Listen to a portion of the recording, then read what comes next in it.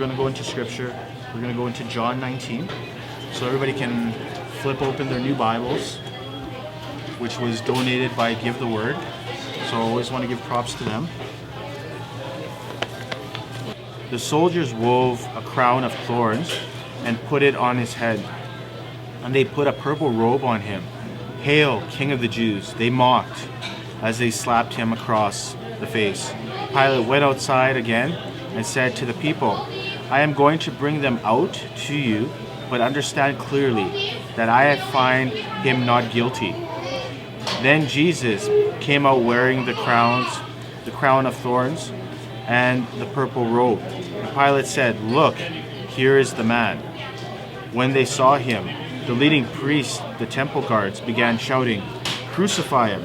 Crucify him!" "Take him yourselves and crucify him," Pilate said. "I found him not guilty." The Jewish leaders replied, "By our law, he ought to die, because he called himself the Son of God." When Pilate heard this, he was no more frightened than ever. He took Jesus back into the headquarters and again asked him, "Where are you from?" But Jesus gave him no answer. "Why don't you talk to me?" Pilate demanded. "Don't you realize that I have the power to release you and crucify you?" Then Jesus said, "You would not have no power over me at all unless it were given to you from above. So the one who handed me over to you has the greater sin." Then Pilate tried to release him, but the Jewish leaders shouted, "If you release this man, you are no friend of Caesar. Anyone who declares himself king is a rebel against Caesar."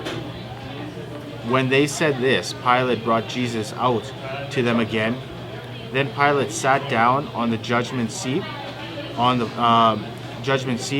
platform that is called the stone pavement, in Hebrew, Gabbatha.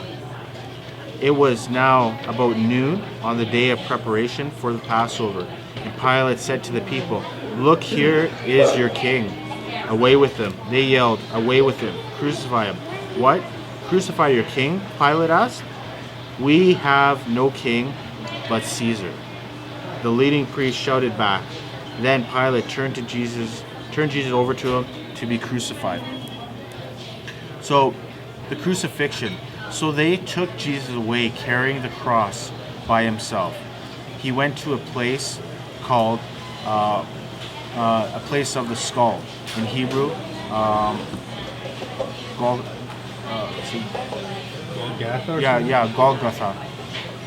Always catches me there. Golgotha. Yeah. And they nailed him to the cross. Two others were crucified with him, one on either side, with Jesus between them. And Pilate posed a sign on the cross that read, "Jesus of Nazareth, the King of the Jews." The place where Jesus was crucified was near the city, and the sign was written in Hebrew, Latin, and Greek, so that many people could read it. Then the leading priests objected and said to Pilate, "Change it from King of the Jews," he said, to "I am King of the Jews." Pilate replied, "No, what I have written, I have written." When the soldiers had crucified Jesus, they divided his clothes among four of them. They also took his robe, but it was seamless, woven in one piece from top to bottom. So they said, "Rather than tearing it apart, let's throw dice for it."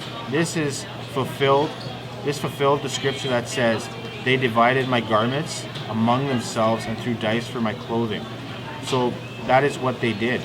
Standing near the cross were Jesus, his mother, and his mother's sister Mary, the wife of Clopas, and Mary Magdalene. When Jesus saw his mother standing there beside the disciple he loved, he said to her, "Dear woman, here is your son." And he said to the disciple, "Here is your mother." And from then on, the disciple took her into his home. Jesus knew that his mission was now finished, and to fulfill scripture, he said, "I am thirsty."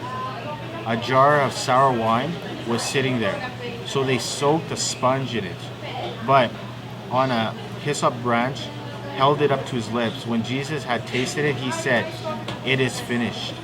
Then he bowed his head and released his spirit. It was the day It was the day of preparation, and Jewish leaders didn't want the bodies hanging there the next day, which was the Sabbath, a very special Sabbath, because it was the Passover. So they asked Pilate to hasten their deaths by ordering that their legs be broken and their bodies be taken down. So the soldiers came, broke the legs of the two men crucified with Jesus.